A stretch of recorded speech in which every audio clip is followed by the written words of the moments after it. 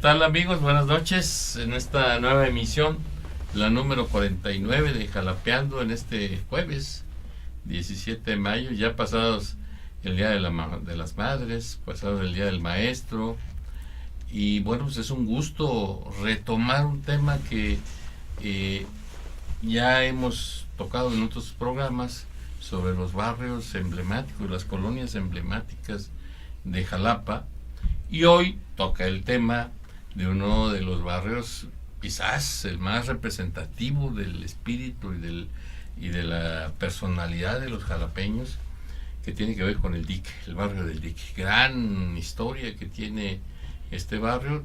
Todos los que vivimos en Jalapa sabemos de su importancia, de alguna manera de su desarrollo a lo largo del tiempo.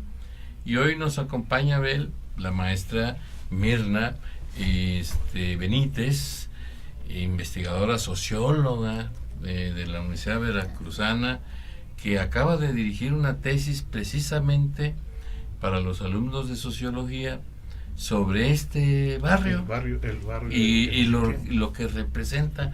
Maestra, muchas gracias por aceptar la invitación a conversar aquí con nuestro público de Jalapeando y sobre este tema, sobre este barrio que es tan representativo para Jalapa, ¿verdad, Abel? Así es, el barrio Bravo del Dique. Yo recuerdo que en los 70s que hice mi llegada por acá a Jalapa, ya era el barrio Bravo. Siempre se ha distinguido Dique. Por eso, ¿verdad? Sí. Y yo creo que ahora Mirna Benítez, bienvenida Mirna, qué gusto verte después de tantos años. Aquí estamos.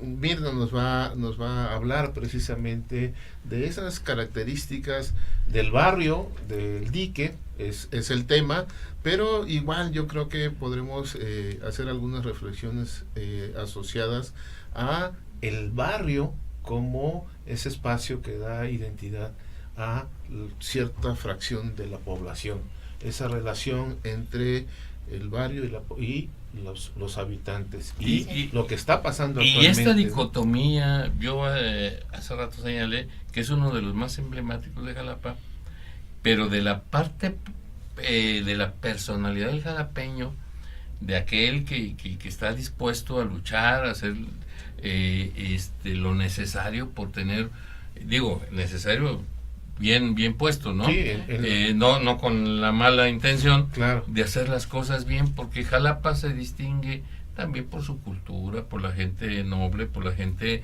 que está acostumbrada a las buenas costumbres, digamos así, que suena redundancia, y por otro lado el barrio del Dique, que forma parte de la otra personalidad del jalapeño, de la lucha, de la constancia, de la perseverancia. Maestra, ¿cómo surge esta tesis? ¿Cómo es que llega esta tesis? ¿Y por qué decide usted dirigirla, sobre todo? Son varias circunstancias las que confluyen.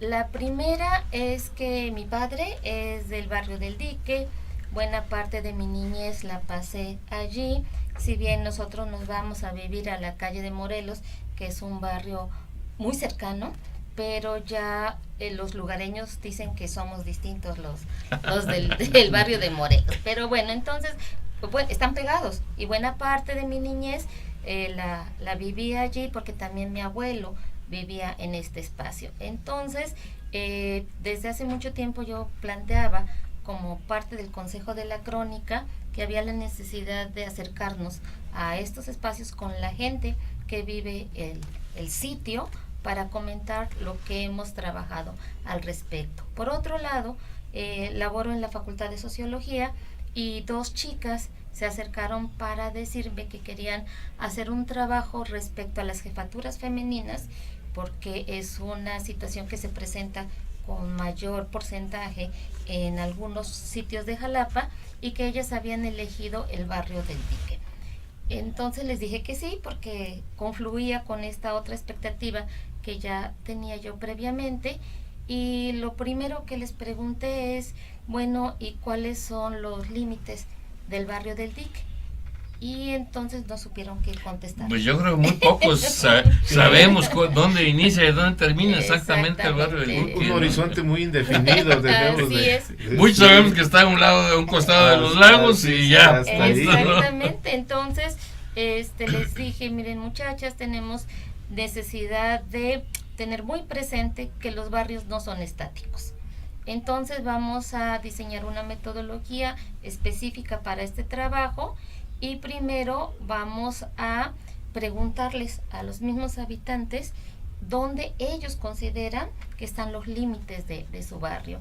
Y decidimos hacer 3 grupos de informantes, de 20 a 35, de 36 a 50 y de 50 en adelante. Y varias preguntas, una era cuáles son los límites que ellos consideran del barrio, y otras preguntas que tenían que ver directamente con el trabajo de las muchachas, 2 chicas, Itzel y Katia.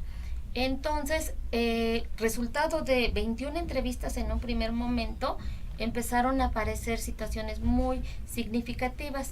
La primera de ellas es que podíamos hacer un corte de 3 grandes periodos en lo que ha sido el devenir del barrio. El primero marcaba de los años 20, después del proceso de la Revolución Mexicana, hasta los años 50, y donde aparecieron elementos que le daban un sentido económico-social muy específico. Esto es la presencia de las 2 fábricas textiles que estaban en esta zona, una en donde hoy es la Unidad de Arte sobre Belisario Domínguez, y recorría un trocito de Belisario Domínguez, bajaba la calle que hoy se conoce como el Dique, después Atletas, daba vuelta hacia la izquierda sobre Venustiano Carranza y llegaba hasta el otro espacio fabril que se ubicó donde hoy hay un parque infantil. Entonces eso se volvió el eje más inicial de lo que es el barrio del Dique, porque fue habitado primordialmente por hombres y mujeres que llegaron a trabajar allí, en donde hay la posibilidad de un empleo, pues apareció la fuerza de trabajo y llegaron estos hombres y estas mujeres. Entonces, lo que nosotras nos percatamos es que la forma de vivir de estos hombres, reitero, y de sus esposas o compañeras, tenían un paso muy inicial, muy reciente en el campo. O sea, era gente que venía del campo y que por primera vez entraban a actividades fabriles, pero la forma de educarse provenía precisamente del ámbito rural. Entonces se les empezó a transformar su forma de entender la vida de una manera muy radical, porque si antaño ellos decidían más o menos a qué horas levantarse, ir a la milpa, a qué horas tomaban su lonche, o itacate, perdón, en ese momento, ahora era el silbato de la fábrica el que decía que tenían que entrar a las 6 de la mañana, salir a las 3 de la tarde, y luego entraba el otro turno de las 3 a las 11 de la noche.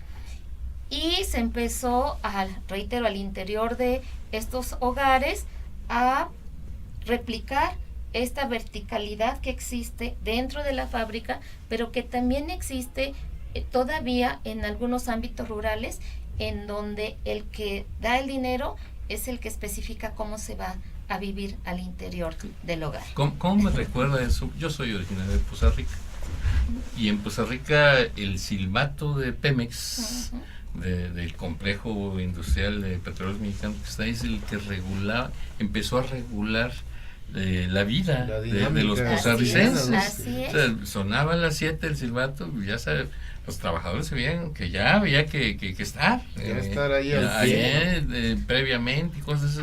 Muy interesante. Maestra, estas 2 fábricas, ¿cuáles eran? Y en este contexto histórico quiere decir que el dique surge a partir de los años 20, 30. Las fábricas son previas. Las fábricas son de los años de 1850 en adelante, porque fue cuando hubo en México el proyecto de industrializarnos para emular lo que había sucedido en Inglaterra. Entonces las fábricas textiles empezaron con la revolución industrial, efectivamente, ¿no? Empezaron a ubicarse en Jalapa. También estaba la fábrica de San Bruno, y en Orizaba, todo el corredor de Río Blanco, Cerritos, efectivamente. Entonces aquí estaba la fábrica, la Fama Industrial, que es la que está ahora, en donde está ahora Artes, y la otra, la Industrial Jalapeña, que es en donde está el parque infantil. Entonces, aquí lo que nos interesó mucho a quienes estábamos haciendo este trabajo era mirar esta correspondencia, porque para los, reitero, hombres y mujeres de ese momento, que los hombres y las mujeres son quienes han hecho el barrio todo el tiempo, era difícil entender que ya no eran exclusivamente campesinos, pero tampoco sabían mucho cómo ser obreros. Entonces, esto les generaba contradicciones internas y al no saber solucionar estas situaciones ásperas, pues la violencia aparecía, tanto dentro de los hogares como fuera de ellos, y en la fábrica textil también los mismos trabajadores tenían conflictos con quienes estaban atentos a los rendimientos y había una situación de inconformidad. También es cierto que donde hay dinero, trabajo, hay cantinas, hay alcohol, y esto sucedió, no es exclusivo del dique, como usted lo decía, en los sitios petroleros eso es común. También en donde hay trabajo de los ferrocarriles de cualquier tipo. Entonces allí apareció esta fama de que son bravos, efectivamente, porque los conflictos se solucionaban como en ese momento se solucionaban, pues con golpes, con disparos, con machete, así, y esta cultura estaba permeó presente, las generaciones siguientes, efectivamente, ¿no? Entonces lo que a mí me interesa es que veamos que son estos elementos estructurales que no desaparecen, como tampoco va a desaparecer la presencia de los religiosos que llegan y recuperan de los gobiernos radicales de Heriberto Jara y de Adalberto Tejeda el espacio que hoy conocemos como la Basílica Menor de Nuestra Señora de Guadalupe, que en ese momento lo habían recuperado el gobierno, lo había tomado el gobierno veracruzano y lo había convertido en un teatro. Y allí se escenificaban algunas comedias ligeras, los niños iban a cantar y se les pagaba con piezas de manta que se les daban en las fábricas, efectivamente. Entonces, los religiosos buscan la recuperación de ese espacio y lo obtienen. Entonces, a partir de allí también la presencia de la iglesia que ahora se consagra a la Virgen de Guadalupe, porque antes estaba consagrada a Santa Bárbara, ahora se consagra a la Virgen de Guadalupe. ¿A poco esa iglesia estuvo consagrada a Santa Bárbara? Sí, cuando era parte de una capilla de una hacienda, porque la hija del dueño, nos dice la doctora Carmen Blázquez en uno de los libros que ella realizó sobre la historia de Jalapa, nos da esta información, pero ya después cuando se recupera por parte de los sacerdotes, obvio, desde mi perspectiva, que tenía que ser una imagen muy fuerte, y la más fuerte en México es la de la patrona. La patrona, exactamente. La mera jefa, ¿no? La más importante de todas. Y bueno, y que apenas hace unos años ya fue considerada como consagrada como Basílica Menor. Efectivamente. Sí. Ese va a ser el otro icono que no va a cambiar, ¿sí? Desde los años 30 hasta el 2018, la presencia de la iglesia, que los lugareños le llaman del dique. Y uno de los sacerdotes nos decía, no, es la iglesia de Nuestra Señora de Guadalupe. Entonces, para conciliar decimos la iglesia de Nuestra Señora de Guadalupe en el dique. En el dique. Exactamente. La azul. La que está ahora ya es blanca ya con rosa. Okay. Sí, la otra es la Casa Azul, Casa Azul, que es en donde se preparan también religiosas, que normalmente están apoyando en las labores de la iglesia, de la basílica, pero eso le da también un sentido muy particular a la gente del barrio, porque esta identidad que posibilita un sentimiento de apoyo, de colaboración, de comunidad, también está presente. Entonces, las personas somos resultado de varias interacciones, y por un lado está esta presencia fabril muy tosca, pero por el otro lado está este ámbito religioso que tiende a ser suave, intenta ser más suave. Y uno de los sacerdotes más recordados de este momento es el padre Martín del Campo, que precisamente da nombre a uno de los salones que hoy tiene la basílica y que fue el que ocupamos para la charla, y porque ese es el corazón del barrio. Pero ahora tiene dos corazones, perdón, porque después de este periodo, que hay muchísimo que se pudiera decir, tenemos otra fase que va más o menos de los años 50, en donde empieza a decaer la producción textil y surge una zona de servicios, porque vamos a tener el Instituto Mexicano del Seguro Social y vamos a tener instalaciones de la Universidad Veracruzana. La propia rectoría. Efectivamente. Entonces allí vamos a tener un cambio que va a darle una variación al cómo se vive económicamente allí. Si les parece, vamos a una pausa y regresamos con esta etapa que marca los años 50, a partir de los 50. Al barrio del Dique. Así. Perfecto.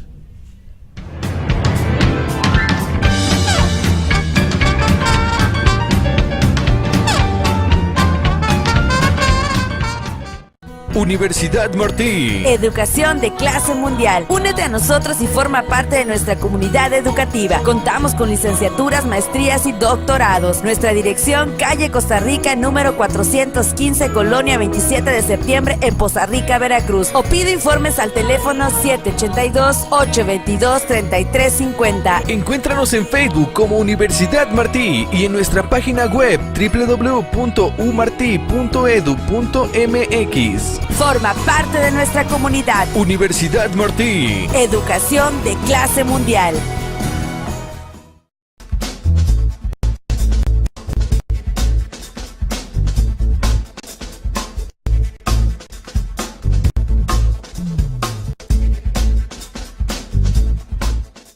Porque conocer las noticias es importante, pero mucho mejor es comprenderlas. Soy Tomás González Corro y te invito cada martes en punto de las 8 de la noche a visitarnos en Agenda TV por Sociedad 3.0.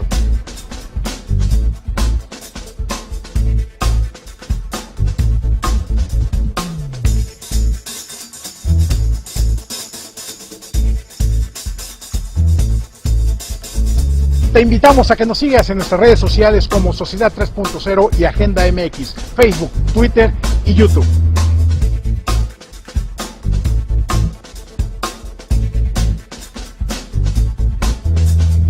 Tiene nombre, Bachillerato IBES.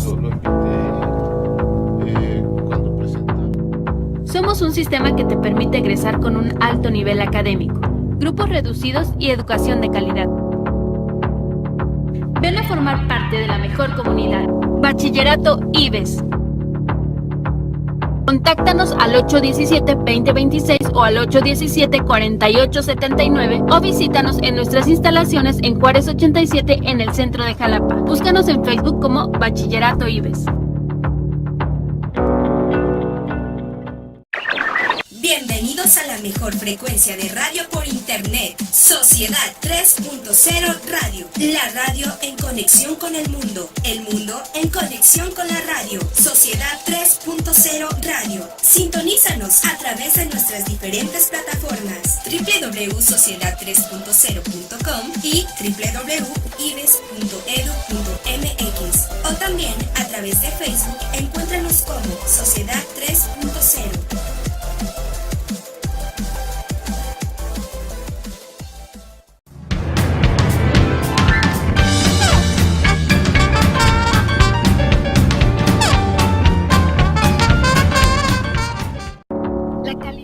Abel, estábamos con la maestra revisando, iniciando la conversación sobre esta etapa histórica que es a partir de 1950, de 1950. Sí, aproximadamente. ¿Cómo se reconfigura? Se empieza a Hay una reconfigurar, sí, reconfiguración. porque la misma gente del barrio empieza a plantear que ahora ya tiene otras calles que lo van a ir formando.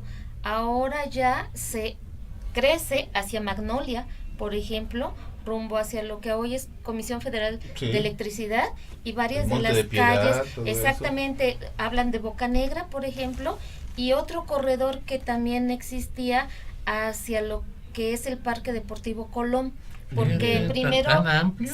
sí, porque muchos de los dueños que van comprando lotes a través del sindicato, porque los sindicatos fueron muy fuertes en este momento, van teniendo hijos y los hijos buscan no irse tan lejos de sus papás, entonces hacen que crezca un poco hacia allá dentro de su imaginario el dique, porque digámoslo metafóricamente, el ombligo todavía está en el barrio inicial, en la parte inicial, pero hay una cosa bien interesante. Las personas que nos dieron la información dicen: nosotros somos carrancistas, los zapatistas no son del dique, están marcando su distancia con la gente de la colonia Zapata, ¿sí? Y con los de la isleta dicen no, ellos no son del dique, nosotros los carrancistas, Ricardo, ¿no? Sí, nosotros somos carrancistas, aquí es el dique. Eso es bien interesante. Mirna, cuando tú dices el imaginario, nos proporciona un límite inicial y luego una extensión del límite. Esto a través de el ejercicio de la historia oral. Así es. Y te pregunto, ¿tuvieron la posibilidad de contrastar contra documentos de la época? Sí. ¿Existen? Así es, pocos, pero tenemos. Por ejemplo, es una copia ya muy vieja de cómo se fueron comprando los lotes por parte de los trabajadores textiles, y ¿Es ese que empiezas a observar allí, y se dice que van a comprar un lote de aproximadamente unos 380 metros cuadrados a pagos mensuales de 80 centavos. Ay, Sí, esa, de aquellos. Exactamente, de aquellos.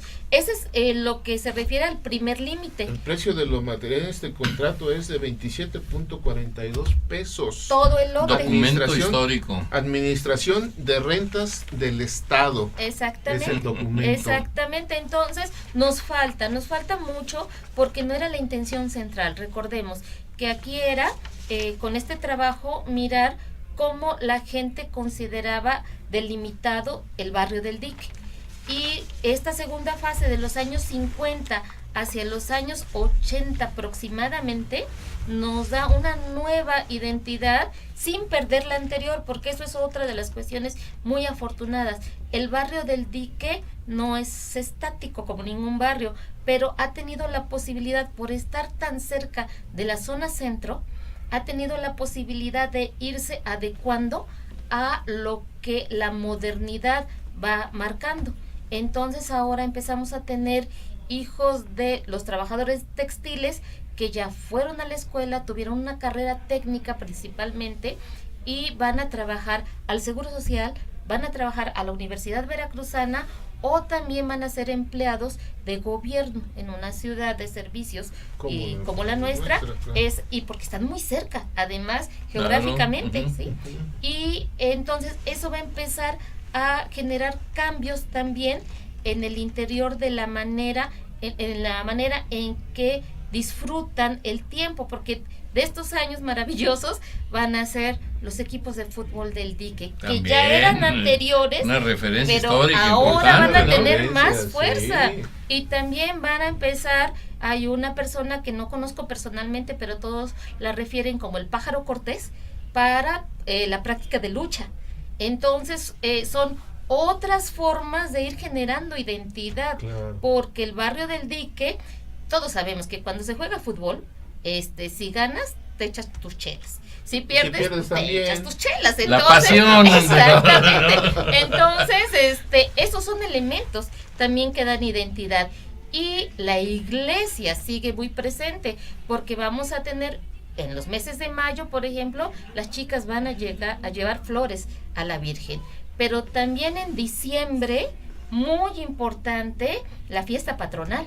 Y entonces toda la calle de Venustiano Carranza se llena de comerciantes que vienen de fuera, y esos también llevan a sus lugares de origen, no todos son jalapeños, la idea de que hay una iglesia, a la Virgen de Guadalupe, ellos le llaman también la iglesia del dique, y que en diciembre van a tener la posibilidad de ofrecer sus mercancías. Entonces el barrio dentro del imaginario también de las gentes que llegan, se forma, porque no nada más es con la gente que vive allí todo el tiempo, sino también la que hace uso de este espacio. Y los comerciantes que llegan en determinados momentos para diciembre, o también los tianguistas, porque también hay un tianguis los jueves, también eso le dan una forma particular al barrio. Y este periodo va a ser también muy importante porque en el gobierno de Murillo Vidal se van a crear los lagos. Antes era un arroyito por allí leve, pero en la época de Murillo Vidal se hacen las excavaciones y estos lagos artificiales se van a llenar de agua, pero se les pone el nombre de Lagos de El Dique para darle ese realce. Entonces vamos a tener otros elementos que le van a dar sentido. La iglesia del dique, y ahora es la universidad, paseo, porque está muy cerca, el seguro social, porque también está allí como límites, y los lagos del dique. Un poquito después se va a ubicar lo que se llamó la Casa de las Artesanías, pero no fue tan fuerte, ¿sí? No fue muy fuerte. Eso nos da la posibilidad de ir muy rápido a un tercer momento, que es precisamente de los años 80 hacia acá. La información que nos dieron cerraba aproximadamente hacia el 2010. Hemos tenido la oportunidad de, con observación participante, incorporar más información, pero lo que ahora observamos es que cuando llega la unidad de artes, y efectivamente ahora va a volverse un polo muy importante dentro del barrio del dique, porque se va a formar un corredor de servicios estudiantil, ¿no? Efectivamente muy importante. Para nadie es ignorado que, por ejemplo, la pizzería La Paz fue creciendo de manera impresionante, porque los chicos en donde hay estudiantes, claro, también hay hambre, hay necesidad de comer, y luego se establece una y también los lugares para tomarse en refrigerio. Claro, ¿sí? claro. Hay fonditas, cafecitos, se vuelve un corredor de comercio muy significativo, y turístico, tanto local como nacional e internacional. Eso es verdad. Entonces, ya esa parte es turística, ¿no? Efectivamente, es otra forma en que el dique se fue adecuando a los tiempos. Y si bien es cierto que en el periodo previo la violencia todavía se manifestaba, porque para nadie es desconocido que había bandas que ya estaban dentro de la universidad, y hay el conocidísimo Patotas, que nadie puede, es que el barrio es así tiene de todo, como todos los barrios y como todas las familias. No podemos nosotros cerrar los ojos a esta realidad, porque la vida es así. Es un barrio vivo, es un barrio vivo, claro, estas etapas es un barrio, y elementos que le dan, es un barrio oxigenación, ¿no? Vigente, vibrante, además, ¿no? Entonces lo que planteo es que es un barrio que tiene una identidad que se ha ido transformando, pero hay elementos que están allí presentes, porque la iglesia sigue.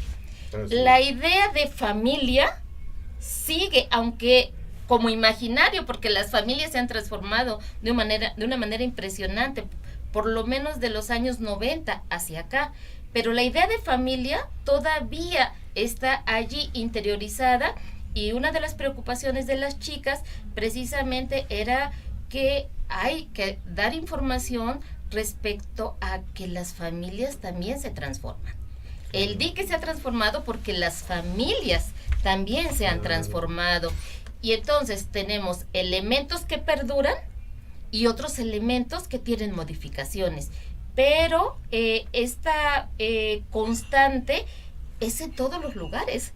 Aunque hay barrios que no han tenido la fortuna, digamos así, de estar tan cerca al centro de la ciudad de Jalapa, y que cuando el elemento económico que les da vida decae, el barrio también decae. Sí.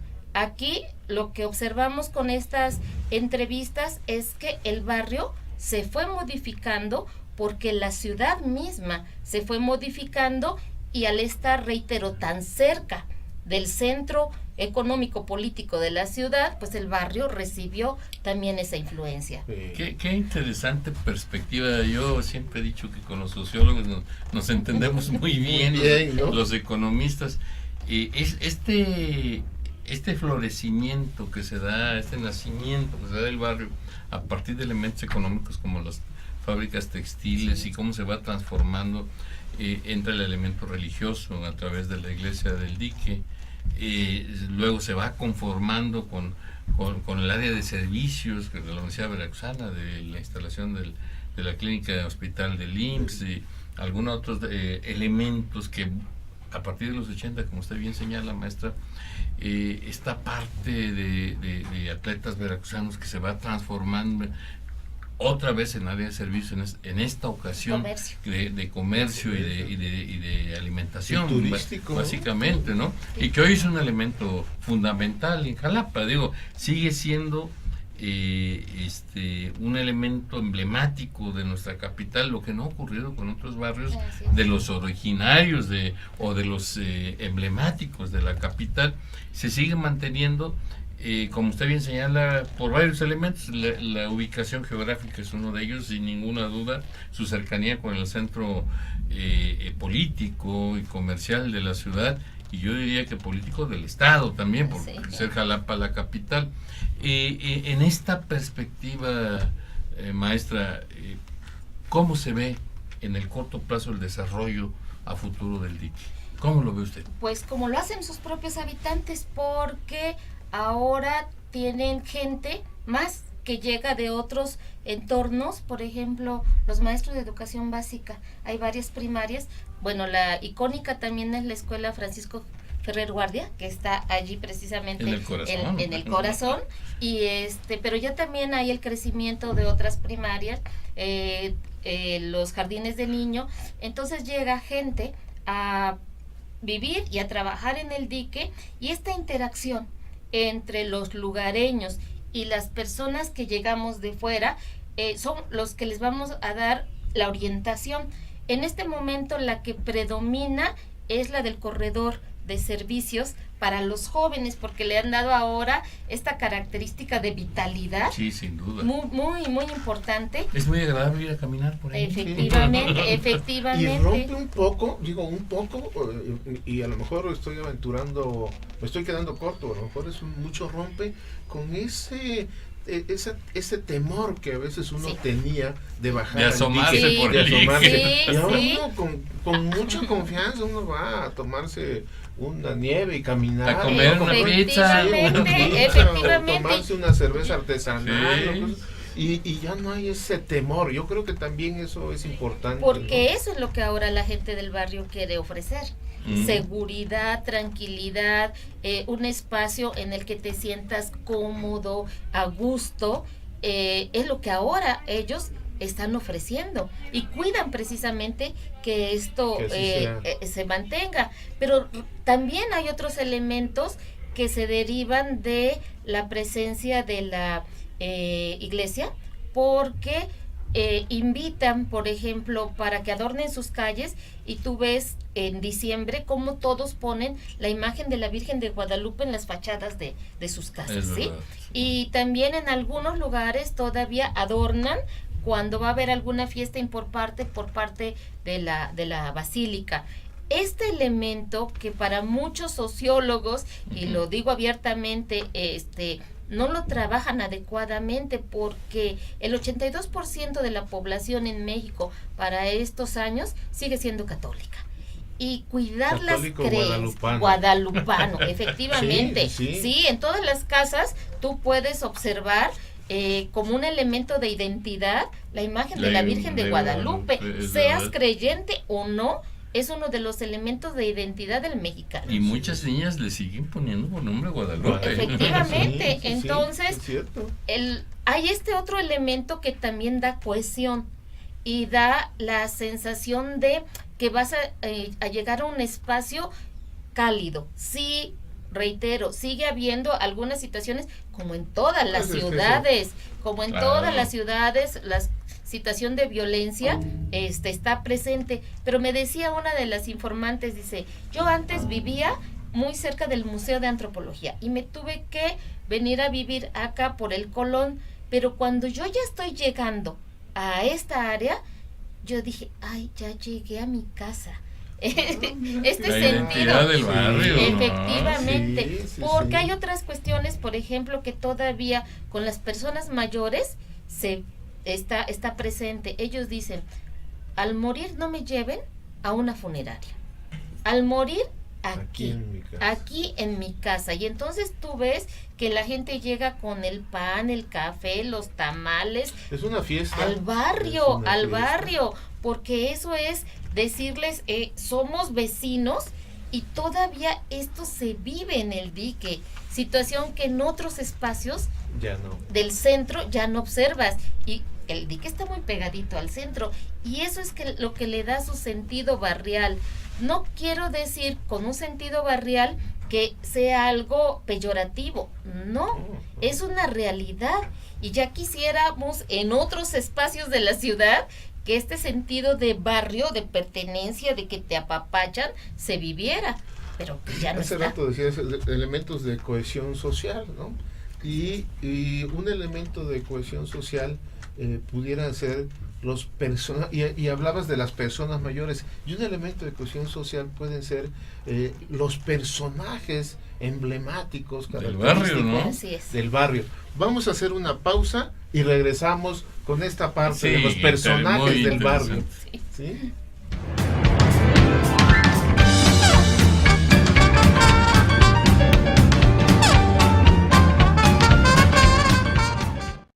La calidad tiene nombre, Universidad IBES. ¿Por qué somos tu mejor opción? Tenemos un sistema cuatrimestral, docentes capacitados, un plan de estudios avalado por la SEP y CEP, las cuotas más competitivas del mercado. Conoce nuestra oferta educativa a través de nuestro Facebook. Encuéntranos como Universidad IBES. También en nuestra página web como www.ibes.edu.mx o ven a nuestras instalaciones ubicadas en Azueta, número 34, Colonia Centro, en Jalapa, Veracruz. También llámanos al 8123456. Bienvenido a la mejor comunidad. Somos Linces, Universidad IBES.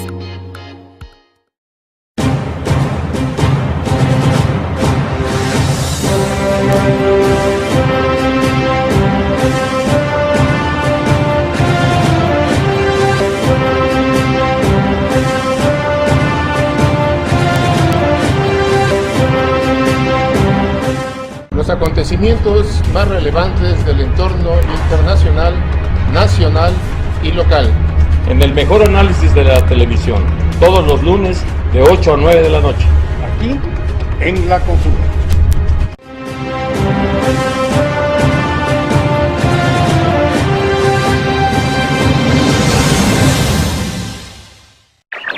Bienvenidos a la mejor frecuencia de radio por internet, Sociedad 3.0 Radio, la radio en conexión con el mundo en conexión con la radio, Sociedad 3.0 Radio. Sintonízanos a través de nuestras diferentes plataformas, www.sociedad3.0.com y www.ibes.edu.mx, o también a través de Facebook. Encuéntranos como Sociedad 3.0.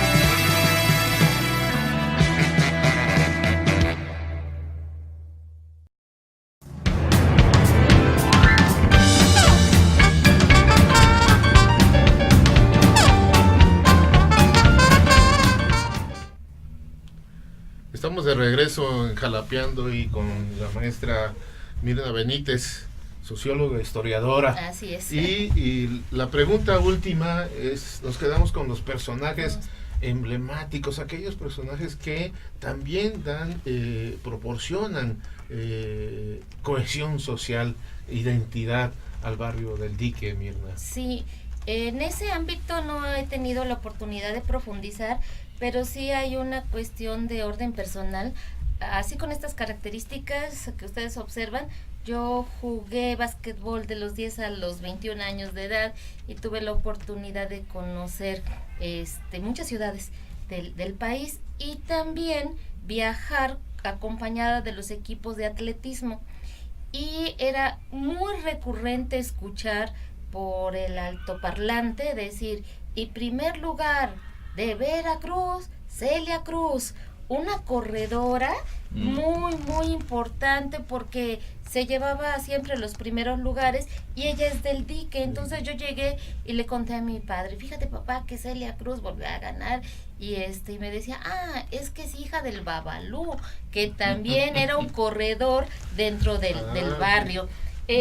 También de estos años, mi padre, Román Benítez, y don Alberto Hernández, no recuerdo quién es la otra persona, formaron un trío que se llamaba Los Románticos, como el nombre de mi papá, Románticos. Entonces iban a dar serenatas en varias partes de la ciudad, y don Beto tuvo un hijo que ahora es un ícono del barrio, que le llaman el Pato. Para mí siempre ha sido el Pato, y en un momento le dijo el Pato a su papá que quería estudiar música y que le comprara un piano. Y entonces don Beto le dijo: mira, hijo, mejor toca la hoja de naranjo, porque eso es más fácil que te lo pueda dar, ¿sí? Entonces son los músicos. Exactamente, son los músicos de este espacio. Y hay otro, llamémosle un actor colectivo, que también está muy presente, que son las quinceañeras. Las quinceañeras en el Dique, que también tienen la posibilidad de reunirse y hacer una fiesta que les permite a ellas, como es una fiesta típica, pues presentarse en sociedad, ¿no? Entonces, ese es un espacio que todavía requiero abordar más, de los personajes. El Pájaro Cortés, que quiero conversar con él para que me hable de la lucha, porque es muy importante. Pero bueno, el compromiso, esto era solo un trabajo de tesis. Lo traemos a Jalapeando. Pues ojalá, y entonces yo lo entrevisto. Sí. Esto es una situación derivada de la tesis, porque no era la intención central. La intención de las muchachas era a ver cómo las mujeres están educando, las mujeres que son jefas de familia, cómo están educando a sus hijos en el barrio del Dique. Maestra, ¿y cuál es el resultado de esta tesis? Porque hemos hablado del Dique, sí, pero no del trabajo de investigación que hicieron sus alumnas, ¿no? Las muchachas entrevistaron a muchas mujeres de diferentes edades, y lo que nos queda como elemento común, y ahí como sociólogas que somos, es que desde la época de las fábricas textiles, a las mujeres se les fue educando como reproductoras de cierto tipo de esquemas dentro del interior de sus casas, que tienen que ser muy trabajadoras, que tienen la necesidad de estar atendiendo a los hombres, ya sea el esposo o los hijos, a veces hasta los nietos, y que ellas están como en un segundo lugar, las mujeres, dentro de las familias. Eso no es particular del barrio del Dique, eso es un fenómeno muy extendido en todas las culturas occidentales, esta perspectiva androcéntrica, en donde todo está en función del hombre. Y desafortunadamente lo que nosotros observamos es que esta forma de educar se ha reproducido durante más de 75 años en el barrio del Dique, porque aunque las mujeres ahora jefas de familia van a trabajar por un salario en otro espacio, cuando llegan a su casa siguen considerando que son valiosas en función de mantener cierta forma de educación, y esto hace que ellas reproduzcan la idea de que el hombre es el centro que organiza el hogar, porque es ahora el eje, sí, porque ahora es el abuelo, o es el tío, o es el hijo a quien les dan ellas el centro, el eje, la efectivamente. Lo que diga tu papá. Más o menos, que diga más o menos abuelo, así, ¿no? Y porque no tienen estas mujeres una formación que les permita ahora reivindicarse como personas completas que somos, en el sentido de, bueno, si yo soy quien está trayendo el ingreso a la familia, entonces ahora necesitamos repartir de manera equitativa los trabajos al interior, porque tienen doble jornada, ir por el salario y luego regresar a hacer los trabajos al interior de casa, ¿sí? Y luego siguen reproduciendo de que mi hijo no tiene por qué estar cocinando o barriendo. Exactamente, sí, eso desafortunadamente se va reproduciendo, ¿no? Sí, entonces eso es lo que observamos, que esta perspectiva muy patriarcal y también paternalista se mantiene porque las compañeras madres no tienen otros espacios en los cuales vayan conociendo formas diferentes. La educación, desafortunadamente, que prima en el ámbito de la educación básica y media, no ha interiorizado hasta últimos años una perspectiva de género. Entonces esto todavía lo estamos observando. Que no es propia del barrio del Dique, no es propia del barrio. Es propia de la sociedad occidental, como decías, de origen, y de la sociedad mexicana. Somos una sociedad machista. Sí. Aunque no es la más occidental, ¿no? En Medio Oriente efectivamente, sí. Se ve más acentuado. Tiene toda la razón. Sí, es una vertiente, por eso es mucho más difícil de ir modificando, porque tiene miles de años esta forma de entender el mundo, ¿no? Pero paulatinamente, porque ahora ya no solo hacen carreras técnicas algunas personas, sino que también están yendo a la universidad, y el momento social que vivimos ya es distinto.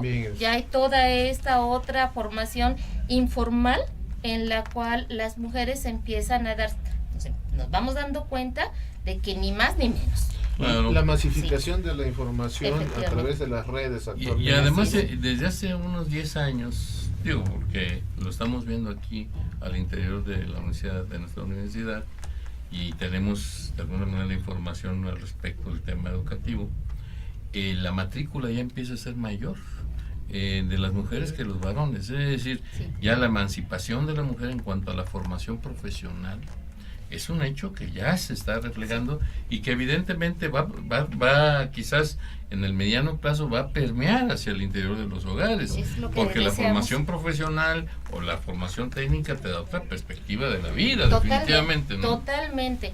Entonces también en la veracruzana, por lo menos en las áreas de ciencias sociales, la feminización de la matrícula es una realidad. Así es. Y allí es en donde nos esforzamos en facultades como la de sociología, en empezar a incorporar cotidianamente enfoque de género cuando estamos cubriendo diferentes experiencias educativas. A mí me tocan las de Historia de México, por ejemplo, o metodología de la investigación, y entonces estar constantemente diciendo que esta otra perspectiva es importante incluirla dentro de nuestra vida diaria. Sí.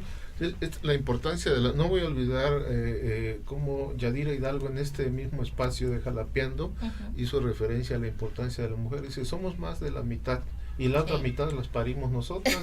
Entonces, a ver, ahí está la importancia de la mujer. Eso me quedó se me quedó muy grabado. De verdad, porque dice, somos más de la mitad y el otro resto los parimos nosotras, así que ahí está la importancia. Entre las conclusiones más importantes de la tesis, esta precisamente, que la emancipación económica no trae aparejada la emancipación ideológica, y eso es lo que nos interesa mucho trabajar. Que los hogares de las mujeres más jóvenes tienden a tener menos hijos. También las familias de antaño tenían 4 o 5 hijos, hoy tienen 1 o 2. Desafortunadamente también no hay una incorporación de este enfoque que estaba yo señalando a la hora de educarlos. Aunque son 1 o 2, todavía se reproduce un esquema machista, androcéntrico, y no posibilita que estos chicos miren de una manera distinta sus relaciones personales y de todo tipo.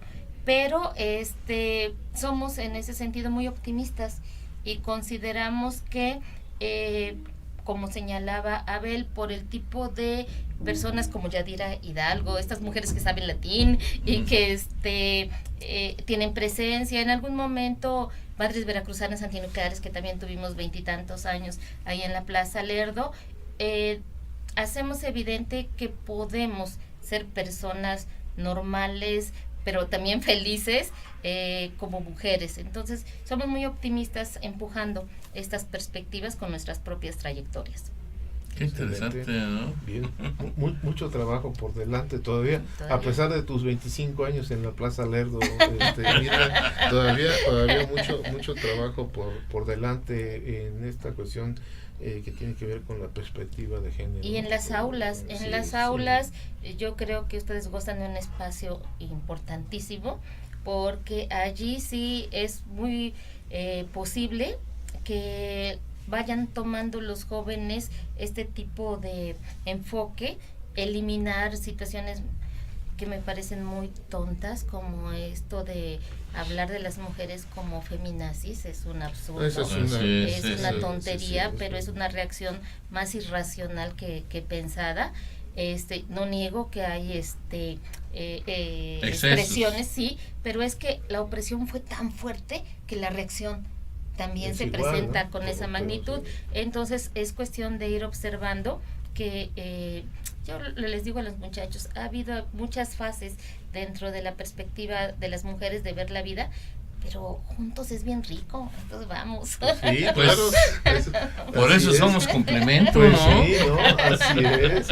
Así es. Somos el yin y el yang, ¿no? Sí. Ya producción se está apurando un poco, creo, pero Mirna, recientemente tuvieron, tú participaste en una reunión en la presidencia municipal, sí, Crónica y un grupo de gentes.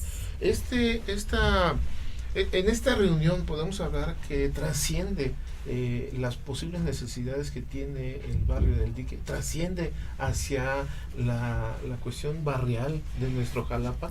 Mira, intentamos, tengo la fortuna de pertenecer al Consejo de la Crónica, porque tenemos muy claro allí que una sola persona no puede hacer una recuperación de todo lo que se vive en una ciudad como la nuestra. Tan compleja, ¿no? Sí, tan compleja. Somos varios, somos como 18 los que lo integramos, sin salario, puestos honoríficos. Honoríficos, efectivamente. Solo el representante, que es el maestro Vicente Espino Jara, tiene un salario mínimo, pero que sirve, por ejemplo, para hacer estos, ahí se va su salario. Entonces, lo que estamos tratando es de recuperar, sin nostalgia, sino con presente, cómo se ha ido construyendo esta ciudad.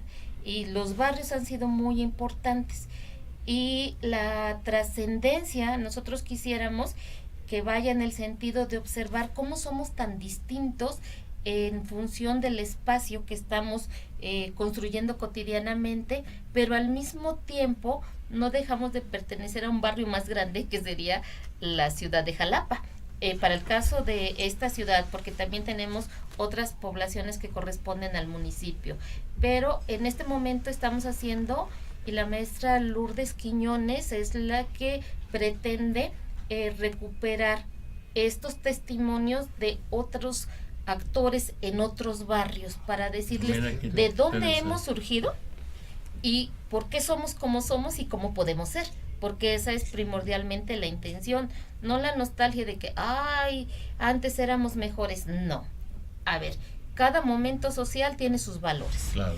Y yo recuerdo cuando yo iba a la primaria, si tú no eras católico, híjole, era verdaderamente la acabose. Caías en la exclusión. Exactamente, y ahora últimamente vi en una primaria que iban unos chicos de una religión distinta porque tienen un turbante, y entonces estaban en unos juegos de a ver con piezas, con prendas de ropa, quién hacía la línea más larga, y ellos se quitaron sus turbantes, lo anudaron con las mangas de un suéter y fueron los que ganaron. Eso quiere decir que hay nuevos valores que también se están formando, entonces se van adecuando. Pero hay unos que son irrenunciables, ¿sí? Como el derecho a la vida, por ejemplo, es un valor irrenunciable, el respeto hacia los demás. Entonces, lo importante es mirar nuestro presente en función del futuro y mirando cómo hemos sido, para que también entendamos que la historia no es estática y nada más lo que ya pasó, sino que nos auxilia a orientar un tanto por donde la ciudad capital del estado de Veracruz puede irse reconstruyendo, porque creo que a nivel de todo el país hay una necesidad de una reconstrucción social. Hemos vivido crisis económicas muy fuertes en las últimas décadas, y esto claro que ha permeado al interior de las familias, y hay una angustia por cómo va a ser la forma de ingresar. Exactamente. Eso es y con los jóvenes. Con los jóvenes es lo más difícil, porque ellos son los que están viendo cómo los espacios laborales se cierran, ¿no? Las propias oportunidades de formación, maestra, en Veracruz ocupamos el 5º lugar nacional en rezago educativo, y la eficiencia terminal en todas las etapas educativas son terribles. Hace poco estaba yo realizando alguna investigación al respecto, y los números que salen de cómo ingresan los muchachos a la primaria, que de cada 100 muchachos que entran a la primaria, solamente 8 obtienen su diploma universitario, y que en Veracruz ya tenemos 250,000 jóvenes entre 15 y 24 años que ni estudian ni trabajan. Es un problema social bastante fuerte. Efectivamente, ¿no? Considero que eso es uno de los problemas más importantes en este momento a tratar a nivel nacional. Pero no es exclusivo un problema de nuestro país, sino de un modelo. Así es, el modelo de desarrollo económico. Efectivamente. Coincido con que usted. lo que genera, ¿Ve cómo nos entendemos con los sociólogos? Que lo que genera son pobres. Son desequilibrios sociales. Tenemos un poco de sociólogos nosotros, y un poco de economistas. Así es. Sí. Entonces, yo creo que ese es el gran reto. Así es. Ese es el gran reto en este momento. Y a los padres, pues mucha comprensión, porque no es que exclusivamente que los chicos no quieran estudiar, sino que no miran un horizonte como el que tal vez nosotros tuvimos. A lo mejor era medio romántico nuestro horizonte, pero sabíamos hacia dónde.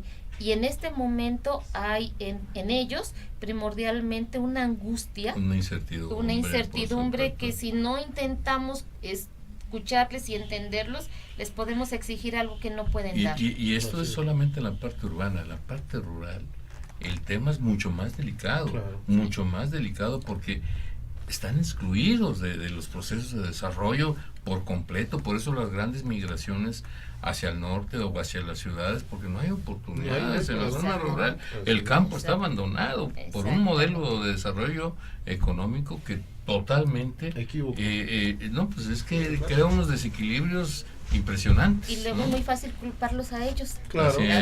A ellos, que son los que padecen todo esto, pues es que ni quieren estudiar ni quieren trabajar. ¿En dónde están los espacios para que lo hagan? La economía que no crece, por otro lado. Veracruz tiene decrecimiento del Producto Interno Bruto. O sea, quiere decir que no están generando empleos. Así es, muy dramático. Muy dramático el futuro inmediato de estos chicos, y también de los padres que siguen todavía con algunos imaginarios, en el sentido que si van a la universidad, después van a tener más fácil un empleo. No es así. No es así la situación, pero educarse no hace daño. Educarte te permite comprender con mayor claridad estas situaciones, y entonces mínimo yo les digo a los muchachos, ya no se van a flagelar ustedes pensando que son los únicos responsables de no encontrar un espacio adecuado para insertarse y trabajar, sino que hay un modelo que no lo está permitiendo, y pues habría que ver cuáles son las fisuras que este modelo permite para uno incorporarse allí y tratar de modificar lo que podamos. Menguando un poco. Efectivamente. Así es. Pues se nos ha terminado el tiempo. Abel, muchas gracias, maestra, Mirna, por esta excelente charla, interesante charla sobre el dique y sobre esta perspectiva del desarrollo económico y cómo permea hacia el interior de la sociedad, y concretamente cómo ha marcado el desarrollo de este barrio emblemático de nuestra capital, que es el dique. ¿Algún mensaje para nuestro auditorio, maestra? Que vean Jalapeando. Que vean Jalapeando. Muchas gracias. A ver. Gracias. Excelente. Nos queda claro que la identidad a través de los barrios está viva, sí, y que habría que rescatar en todos los barrios de Jalapa esa identidad. A lo mejor no tienen la misma dinámica que el barrio del dique, pero hay que rescatarlo. Porque son parte de la ciudad, hacen la ciudad. Así es, exactamente. Muy bien, pues gracias por su atención, estimado auditorio, esta emisión número 49 de Jalapeando, y nos vemos el próximo jueves. Buenas noches. Buenas noches. Buenas noches.